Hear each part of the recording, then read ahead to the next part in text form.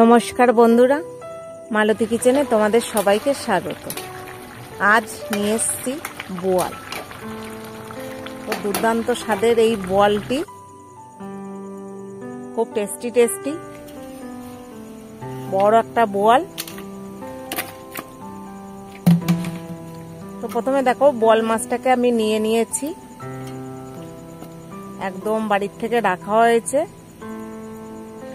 ধোয়াও হয়েছে, কিন্তু এই যে এগুলো একটু ফেলে দিতে হবে।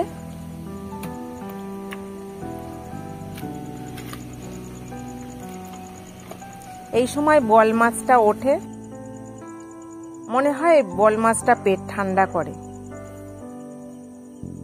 কারণ এই বোয়াল মাছটা দেখলে আমাকে ভীষণ কাঁদায়। কারণ আমার বাবা যখন অসুস্থ ছিল তখন এই বোয়াল মাছটা তার পাতে রোজ পড়ত, আর সেই মরণ রোগ মানে আমার বাবাকে কেড়ে নিল। যাই হোক, বোয়াল মাছটাকে নুন হলুদ মেখে নিচ্ছি।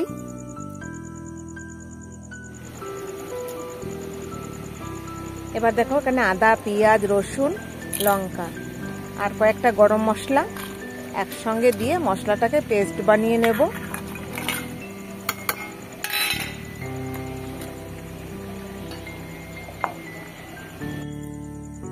কড়াইতে দেখো সর্ষের তেল দিয়ে দিলাম।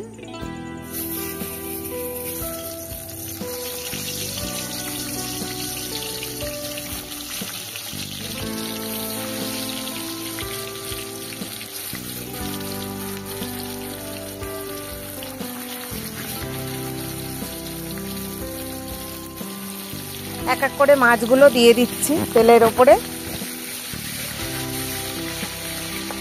এই বোয়াল মাছগুলো সবসময় একটু চাপা দিয়ে দিয়ে ভাজতে হয়, নাহলে ভীষণ তেল ছিটায়, মানে বোয়ালের যে গা থেকে তেল ছুটতে থাকে, সেই কারণে একটু চাপা দিয়ে দিয়ে করতে হয়।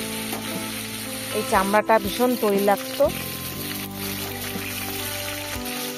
তো শেষে মাথাগুলো ভেজে নিলাম, বেশ কড়া কড়া করে ভেজে নিয়েছি।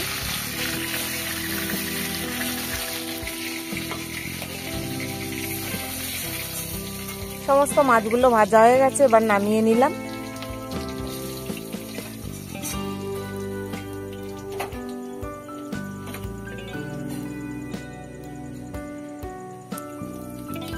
এবার কড়াইতে জিরে তেজপাতা ফোড়ন দিচ্ছি।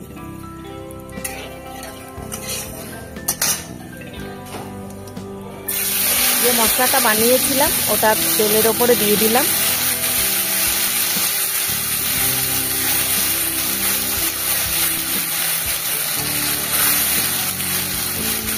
সামান্য নুন, হলুদ, জিরের গুঁড়ো, ধনের গুঁড়ো সবই অল্প অল্প দিয়েছি,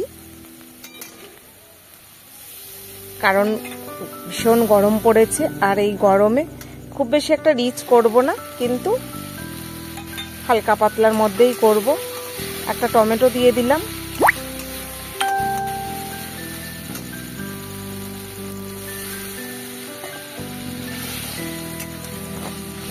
আর একটু জল দিয়ে ভালো করে কষিয়ে নেব।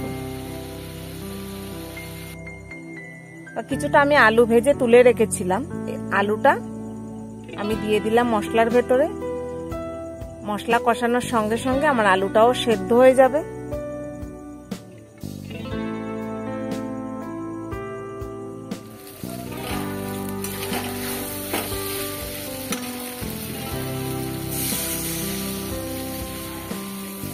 অল্প করে জল দিয়ে দিলাম।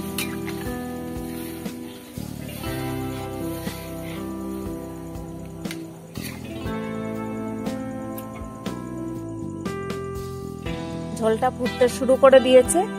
এখন এক এক করে মাছগুলো দিয়ে দেবো। প্রথমে মাছের মাথাটাকে দিয়ে দিয়েছি, যে একটু ভালো করে সেদ্ধ হবে। তারপরে এক এক করে সমস্ত মাছগুলো দিয়ে দেবো।